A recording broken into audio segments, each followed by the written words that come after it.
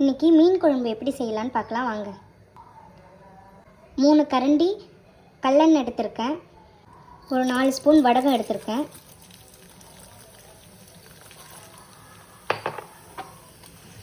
நல்லா கிளறி விட்டுக்கோங்க.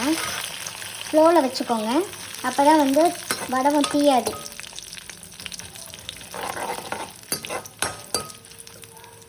சின்ன வெங்காயம் ஒரு 10 தட்டி வச்சுக்கோங்க, கிளறிட்டுக்கோங்க. ஒரு கை பூண்டு தட்டி போட்டுக்கோங்க. 3 கொத்து கருவேப்பிலை ஆட் பண்ணிக்கோங்க. 1 ஸ்பூன் கல்லுப்பு ஆட் பண்ணியிருக்கேன். பெரிய தக்காளி 1, மஞ்சத்தூள் 1/4 ஸ்பூன். எண்ணெய் நல்லா பிரிஞ்சு வந்துருச்சு. இப்போ ஒரு 3 ஸ்பூன் ஆட் பண்ணிக்கோங்க வீட்டு மிளகாத்தூள். நல்லா வதக்கி விட்டுக்கோங்க. புளி தண்ணி ஆட் பண்ணிக்கோங்க.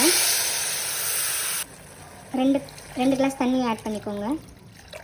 இந்த மாதிரி கொதிக்கிற டைமில் நீங்கள் ஒரு 4 மிளகு, கருவேப்பிலை, பூண்டு அரைச்சி போட்டுக்கோங்க. இப்போ நம்ம மீன் ஆட் பண்ணிக்கலாம். எந்த மீன் வேணாலும் போட்டுக்கலாம், இதே ஃபார்முலா தான். 5 நிமிஷம் நல்லா கொதிக்கட்டும். முடிஞ்ச உடனே நீங்கள் ஒரு அரை மணி நேரம் வெயிட் பண்ணி மீன் நல்லா ஊறட்டும். ஊறின பிறகு சாப்பிட்டு பாருங்கள், ரொம்ப சூப்பராக இருக்கும். பாய்.